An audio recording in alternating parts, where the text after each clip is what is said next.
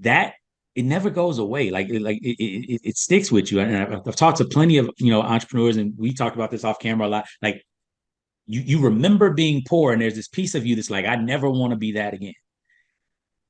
But one of the things that I noticed, at least for me, is that it also hinders me from being able to enjoy the blessings that I actually am receiving, the ability to spend money, the ability to do stuff. I remember This business podcast, the Two Business Guys Mastermind, uncovers for you secrets and share tips and tricks to entrepreneurship as they mastermind on how to have startup, operational, and overall business success so that you can go on to get better results. Enjoy. So, Rob, here's the big idea. Here's a big question. Why are we doing so many things poor? mm-hmm. Right? I remember when you said that, you made that statement, and it was like, wait a minute, what are you saying there? You calling me poor? What's going on? But doing things poor. Yeah. And then another one is, when should we just sell, scale, or shut it down? But let's talk about this doing things poor. Yeah. What Yeah. No, you getting at?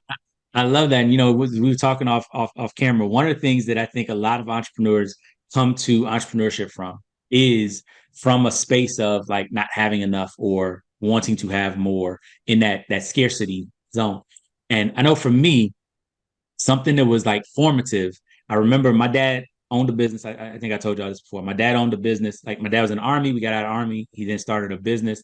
And then his business went bankrupt. So I went through uh, the experience of being kind of middle class, then being right at the space of having money, and then my senior year of high school, we're sleeping on the floor in my grandmother's 2-bedroom apartment. It's 7 of us plus my grandmother, right? And my mom and dad in the back bedroom. My grandma got her room, and then we sitting sleeping on the floor for the last year of high school. So I've been, I've had in all of college, right? Not having money, having to work just to pay for school, all the rest of that type of stuff.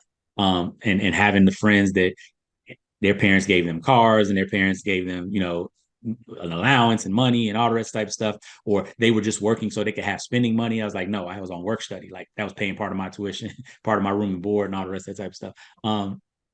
And that it never goes away. It sticks with you. And I've talked to plenty of, entrepreneurs, and we talked about this off camera a lot. Like you remember being poor, and there's this piece of you that's like, I never want to be that again.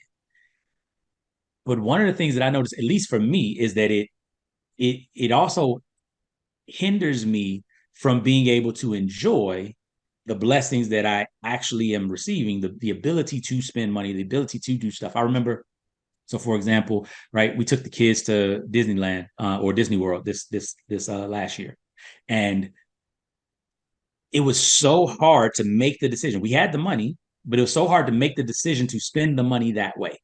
Even though it was a dream, it was a goal, it was something I wanted to do with my family, all the rest of that. But it was hard to live in that quote unquote rich space because there's a part of me that's like, but wait a minute, we can use that money for right. And it's feeling comfortable making those kind of rich quote unquote moves is the thing that I think hamstrings a lot of entrepreneurs. And what it does, and I've been reading a lot of books that talk about this recently, what it does is it keeps you from getting more money.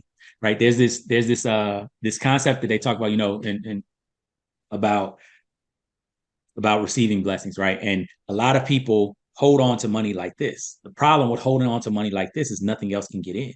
Yep. I Right. remember hearing that as a kid. And no, I wasn't a kid. I was probably, in my late 20s, and someone said that if you keep holding your hand like this, and then they would say you can't take it with you and all that kind of stuff, right? Because I was pretty And tight-fisted with that cash. right. And one of the coolest analogies that I had for, and this is one of the analogies that we talk about in Thriving in Chaos is right. If we think about ourselves as if we get the stuff in and then we have to pour it out, we get it in, we have to pour it out, right? It keeps you in that scarcity thinking because you're always losing in order to pour out. But the analogy that we always give is the champagne tower, right? Yeah, yeah. Champagne tower, I've seen the that beauty of actually. it, right? The top glass pours into the other glasses by overflowing. And the way that you overflow is because the glass is open. It's just like pour in, go ahead, and then it pours out, and it never, it doesn't even, it's not affected, it's not phased by the pouring out because it's always full when it's pouring out. So it doesn't even think about, right?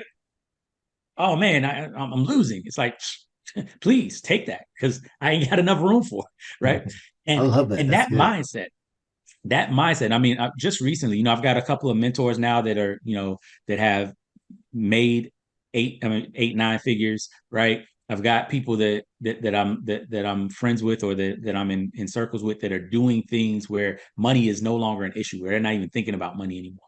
And I've been exposed to such a different mindset about these things. And I realized that part of it is I have to be willing to let go of that fear of not having enough.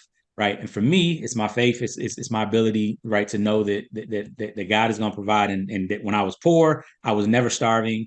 And when I've been in dire situations and didn't know where money was going to come from, it always showed up. And just realizing that God's got me, that's the thing that's helped me to kind of move into that space and to start looking at it that way and start understanding that, right, like I have a mission, I have a purpose. This is bigger than just me. And so I don't have to worry about poverty anymore. So that's what's allowed me to release that scarcity mindset and to really step into being blessed. But like I had in my prayer that I do every morning, like my journal and everything, part of what I ask is like, help me to get used to living in abundance. Help me to get Mm, used to having enough. Help me to expect mm-hmm, to mm-hmm.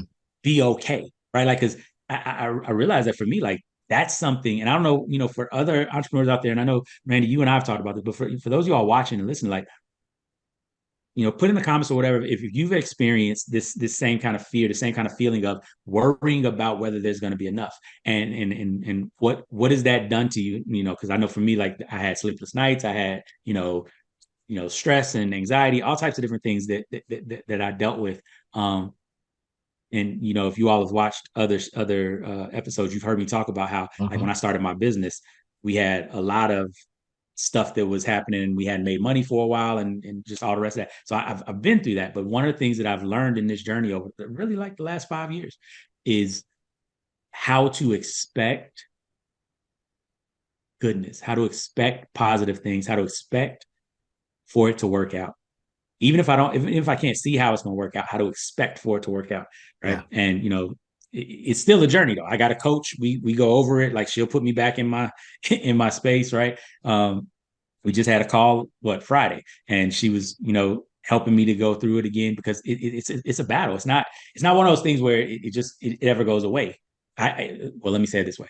I don't know when it's going to go away. It hasn't gone away from me, even though we're in a space where we have, abundance and life is Yeah. going well. So You I don't you know. I hear think I that's think you hear that a lot. I've heard that when I'm watching like the My First Million guys. They talk about it too, right? This yeah, is although I've sold my company for X, I still feel Y, yeah, yeah, right? yeah, And yeah. they've been talking to, I know they had Andrew Wilkinson on recently, Mm-hmm. and it's like at what point, he was talking about Is enough situations enough? where he felt out of Yeah, place, yeah. right? And Yeah, on Scott Galloway was talking about it too. He's like, I know I'm worth 100 million, but like I've gone to zero before, and so I think yeah, yeah. there's a lot of people to go through. Now, I agree with you. I So think for it's you, what are some of the things? Because I know, like we talked about this off camera, you've gone through it, but you've also lived and been able to experience yeah, doing things that say, yes, I have abundance. Yes, I am able to do this for my yeah. family and stuff like that. Like, what was the switch? What did It you wasn't feel? easy.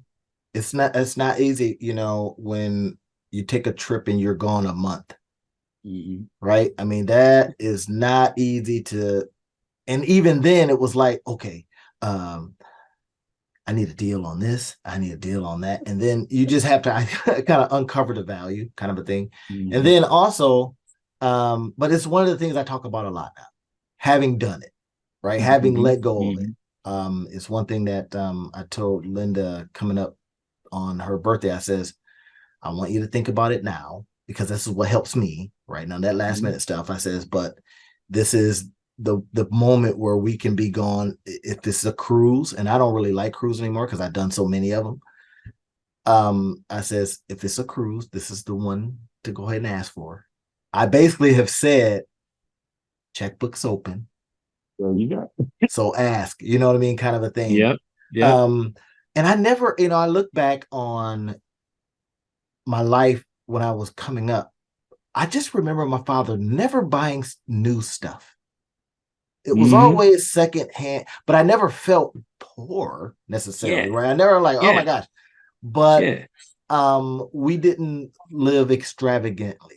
Hmm. Just Hmm. didn't. You know what I mean? Right. I never heard him argue about money, nothing like Right. that, right? So, Right. but I'm thinking, well, why can't I get a new bike? I Right. think maybe I Right. got a Huffy, and it was Oh, new. But then I was like, you why are you bringing a used car and a used bike, and the bike don't look right? It's got too big of yep. tires, and they're gonna talk about me. They did in the neighborhood. So that It's so stuff funny is that you say that that's because like imparted on you. my parents were it was interesting and I didn't think about it to just when you said that like because my mom would make fun of everybody that spent money on new stuff all the time because she was like, why would I spend $100 on shoes when I can get 5 pair of shoes down and pay less for $100? Like she was that Because person. it's got a brand on it, mama. Right. And she acted as if it was just because it was a brand, as if the quality was the same. And what I realized was my mother never, like now I know this, before I didn't get it. My mother never appreciated like that type of what the quality differences were, right? Because she grew up poor and she grew up taking care of stuff. And so she could make certain things that were of lesser quality last similarly, but she was never taking into account how much work she was having to do in order to keep these things up. Whereas you wouldn't have to do that work with the thing that's of higher quality, things that I learned from, right? Because I've bought shoes from Payless, I've done all those things, and it's nothing wrong with those places. Some of the shoes, some of the things, especially and for women, like my wife has, different color pair of shoes for different outfits. So you might wear those shoes once, twice a year. It makes perfect sense why you would want a lot of pair of shoes. But like if I'm wearing a pair of shoes every day, or at least a third of the year, like they wear out. And quality, I've got boots and different shoes that I've had for years that I paid money for, Yep. whereas their same kind of knockoff version will last maybe a year, right? Like that type Yeah. of thing. But then I also remember growing up, my dad's a saver, but he was the one that would go like when him and my mom got married, they went to Denmark because he was stationed in Germany. So they went to Denmark for their wedding, their honeymoon, all the rest. He flew everybody, like all types of different things, like because he's a saver. So my dad would always go and he put the bag together and then he go spend it because that's what it was for, right? And he's always been that guy. And I think what happened to me was that was perfect because he was always able to do stuff. Mm-hmm. But then when his business folded, I think subconsciously to me, like my mom almost won the argument at that point because my dad was also the dream. It still is the dreamer, the person that they can put it together. But like, I didn't learn until later that how the business folded, all the rest of that. Now I'm in business consulting. I understand the dynamics of all of that so much more. At 16, I wasn't getting that, but I realized that it really put something on me to see that kind of juxtaposed because my dad was the person who would get new stuff and like I remember he had bought me the if y'all remember back in the day, Larry Johnson, Grandmama, right, had Mm-hmm. some shoes out, and so he had got me those, and those were new. And I remember my mother, right, because I got new stuff, and I think I had walked through. I was walking home. It was nighttime, and I had walked through the grass or whatever. So they got some mud on them. I didn't see it because it was nighttime, so I didn't know.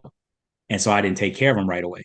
And my mom is like, do you know what your dad had to do for you to get that? And like, so I'm getting browbeat about these shoes. And it's like, I felt horrible for not taking care of stuff. But like all of those kind of memories, right? Like it was like having money, I think for me growing up and the way that my mother saw it, having money was something that was almost like, it wasn't comfortable. It wasn't expected. It wasn't any of those things. Like being poor and living in a kind of poor space was the norm, was the expectation. Now, don't get me wrong, my mom could spend money.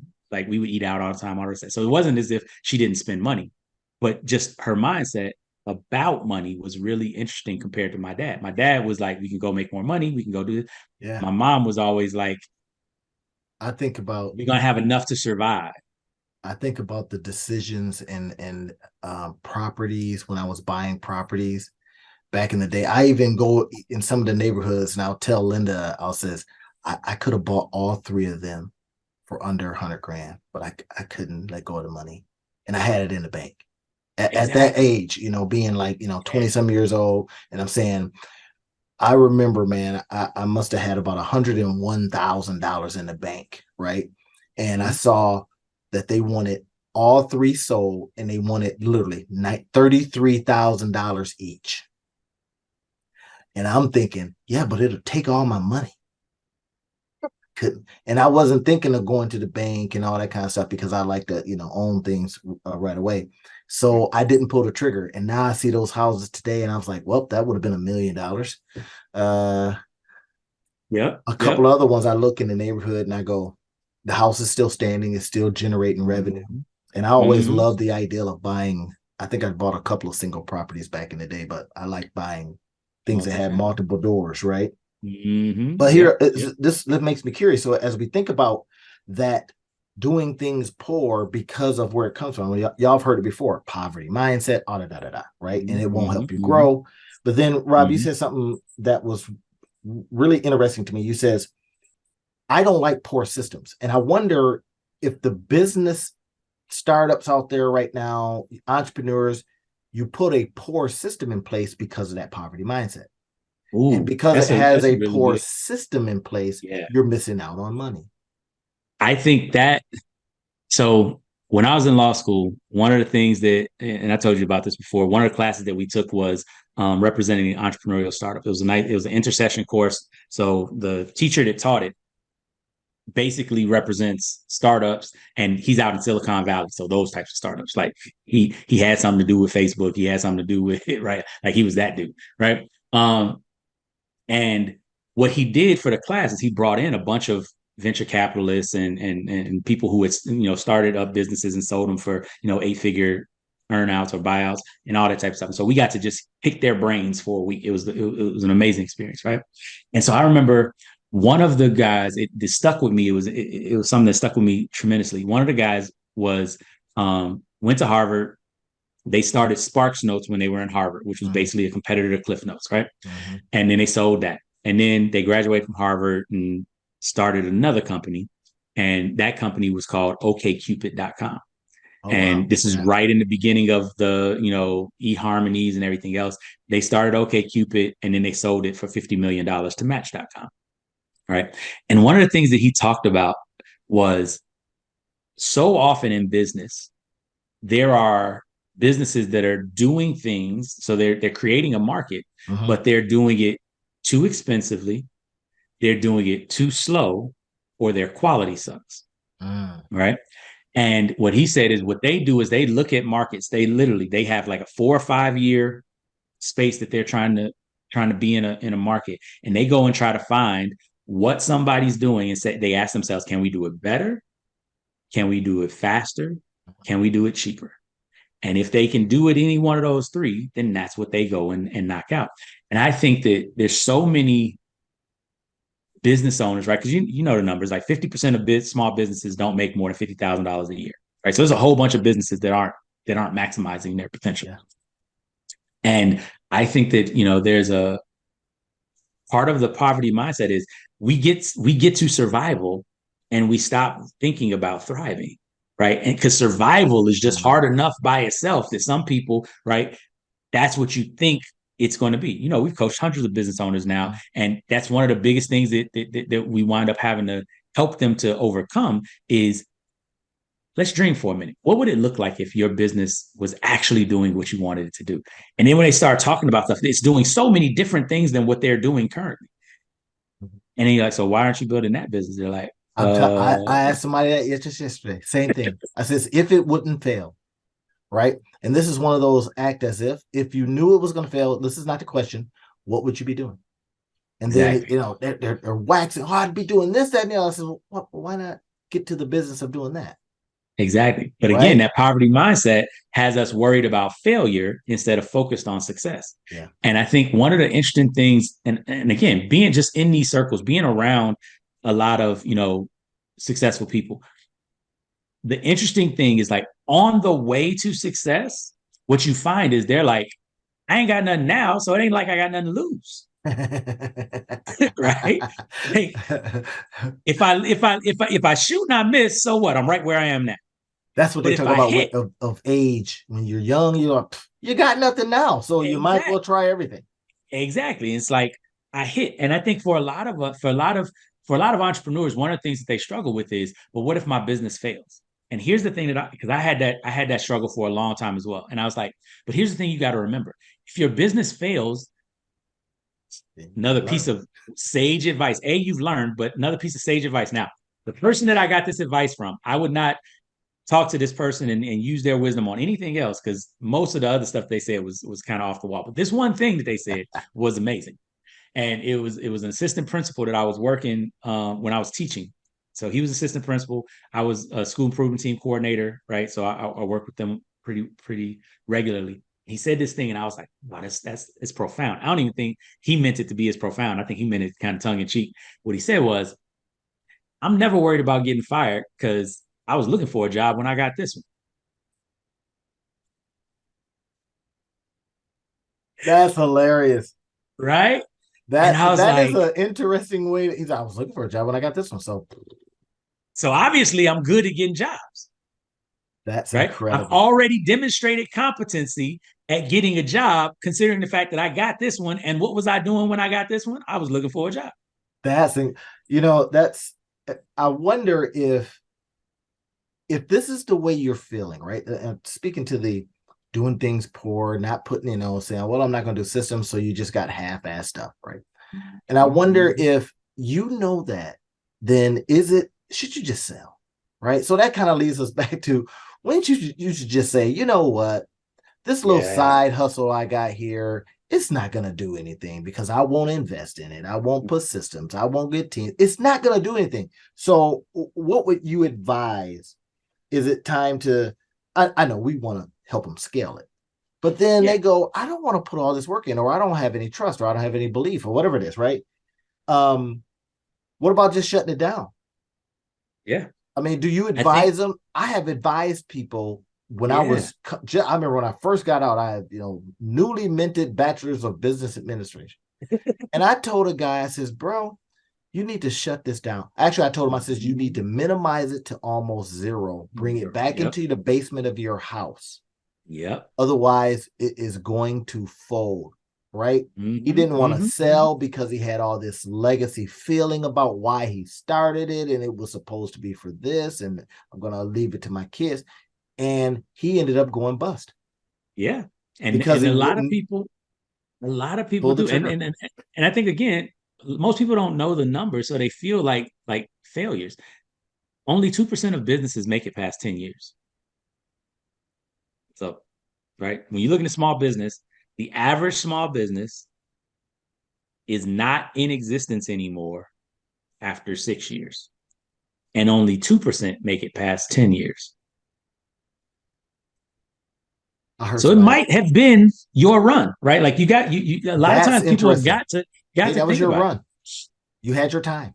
It's like And something that Andre 3000 said recently. He yeah. says, I don't want to rap anymore. And they were like, why? He says, I got nothing to say.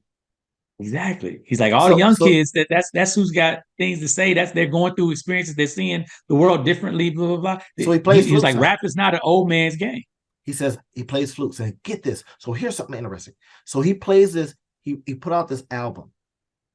This just all these different, these flute sounds. Now get what happened. Somebody picked it up. I think it was Lupe Fiasco or something.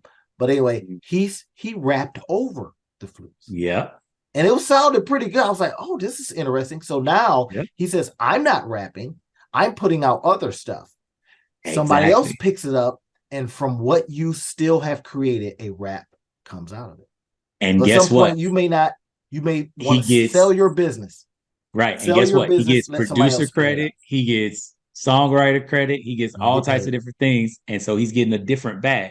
And I think that's the thing that a lot of people, right? So, I'm a jujitsu instructor as well. And so one of the things that Grandmaster Elio Gracie used to say, and that all of my instructors continue to say, is like, we never lose. We either win mm-hmm. or we learn. I've heard you say that before. Yeah. And I think for so many people, they think of like their business shutting down as like a failure. And it's like one of the things you have to realize is that failure is more successful than most people will ever be in business. I got to write that down, everybody. Your failure to be more successful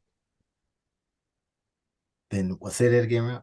Than most people will ever be in business. And that's one of those situations where you go, I've had my run. Sell the business. I was looking at a website, and I know because I build a lot of digital stuff, I can do the same thing that I used to do with real estate. When I would buy it, I would buy some, hold some, flip some. Now I can do the same thing with websites, right?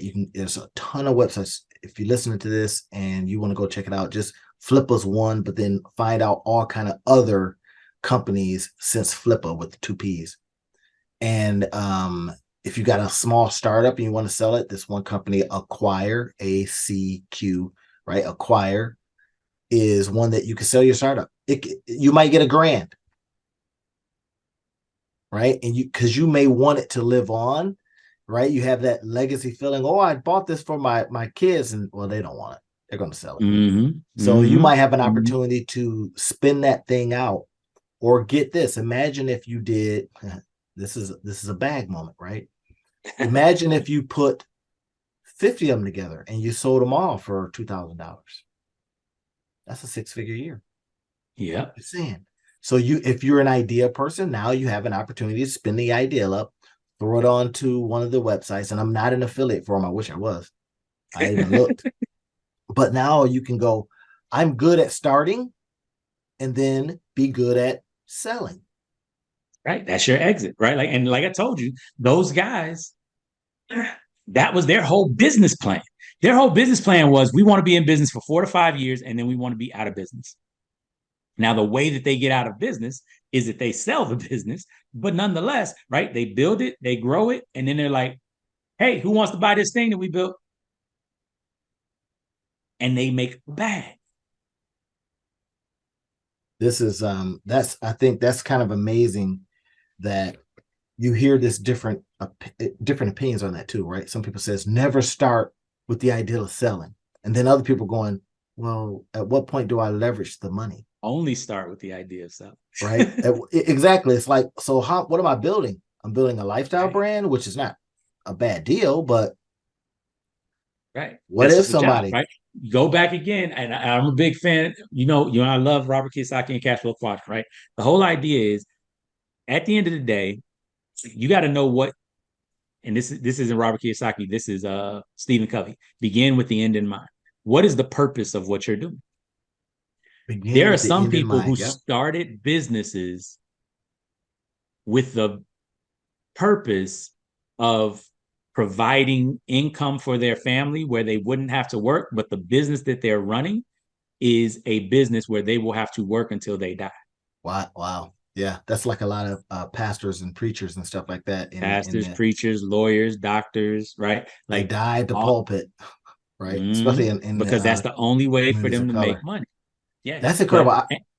I bought this book called Start at the End, and I'm gonna go ahead and I'm looking for it right now, but I'm gonna find that book because it speaks to that same thing. Yeah. What are you saying, Robert? Let's tie it all up for him. Yeah. So I think at the end of the day, when you all look at whether you should sell, whatever you're trying to do with your business, I think that point that we made, start with the end in mind, is what is important. You can't, Einstein used to say this, you can't solve a problem with the same level of thinking that created it. Yeah. Right. And so at the end of the day, if you're trying to change your poverty mindset, if you're trying to change the wealth legacy of your family, if you're trying to just be in a different space, right? Have a different experience, whatever it is, you got to think about and see who the person is that you're trying to become and start putting on the mindset of that person. You got to start learning how people who are living in that space think. I remember, I think I told you about this book before. There's a book that I read that I love called The Difference Between Millionaires and the Middle Class. Mm-hmm. And in the book, he just goes through kind of different ways that millionaires think compared to middle class people. Mm-hmm. And one of the key things that he talked about that I still remember to this day is like he's like middle class people, right? Middle class and poor people think kind of meal to meal, day to day, at best check to check or month to month, right? Mm-hmm. Mm-hmm. But millionaires are thinking year to year, and like uber wealthy people are thinking decade to decade. Mm-hmm. Mm-hmm. Like, how am I making this 10 years better than the next 10 or than the last 10 years? And with millionaires, how am I making more money this year than I made last year? What are the things that I can do to double, triple, quadruple what I did last year? And if you are trying to build a business and trying to be somebody different, you really got to start learning to think like the people that are already where you're trying to go. See, and I'm going to end you all with this. It's something Rob said about him going to law school, and this sums it up perfectly. Rob said, "I did quote, I didn't go to law school to be a lawyer. That stopped me dead in my tracks. So why did you go? So I'm not even going to get into that, but he didn't go. He went to become something more, Mm-hmm. to Yeah. learn I went to learn the something system. else. So now Yeah. with business, as you're thinking about it, are you starting the business to be a business person? Are you starting a business to make a bag, to sell? I mean, just decide and then Yeah. do that. Yeah. Why are you doing it? What's your purpose? Yeah. That's it, everybody. Yeah. We'll talk to you on the next one. Awesome.